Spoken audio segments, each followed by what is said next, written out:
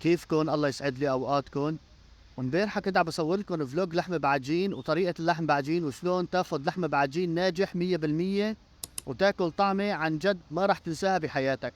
بعد ما صورت الفيديو تقريبا طلع شي ربع ساعة وانا عم بفرم بجهز، بالاخير طلعت مالي كيف زر الفيديو، فانا عن جد بعتذر، ولكن انا راح اعطيكم الوصفة اللي ممكن تضمن لحمة بعجين ناجح وتدعيلي.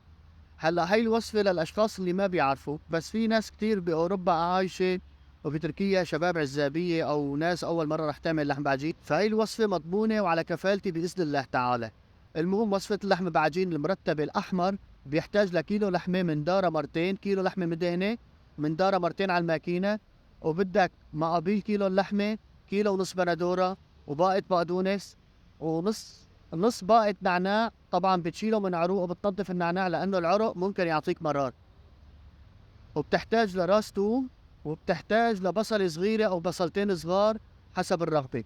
وإذا بتحب حط له قرن فليفلة أحمر وقرن فليفلة أخضر، طبعا هذا اختياري. وبتحتاج معلقة دبس فليفلة ومعلقة دبس بندورة. دبس البندورة حامضة، إذا ما حامضة حلوة، إذا عندكم بالبلد أو المنطقة اللي عايشين فيها حلوة حط معلقتين دبس بندورة. وبدك 7 بهارات أو بهار الأسود أو 7 بهارات ما بتفرق، وبتحط ملح وبتعجنن وبتاخدن تاني يوم على الخباز، وبإذن الله راح تاخد لحمة بعجين رهيب وعلى كفالتي بإذن الله. واليوم بالليل راح أصور لكم اللحمة بعجين بعد الخبز شلون طلع، وأفرجيكم المشهد اللي بيشهي القلب.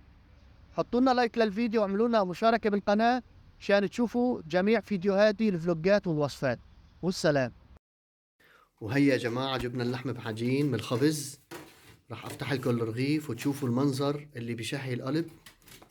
شوفوا لي على هالمنظر، شوفوا لي على شبطية اللحمة بعجين اللي بتغرف القلب. والله العظيم شيء كتير كتير رائع.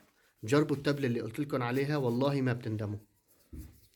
اكتبوا لنا تعليق لطيف مثلكم، والسلام عليكم.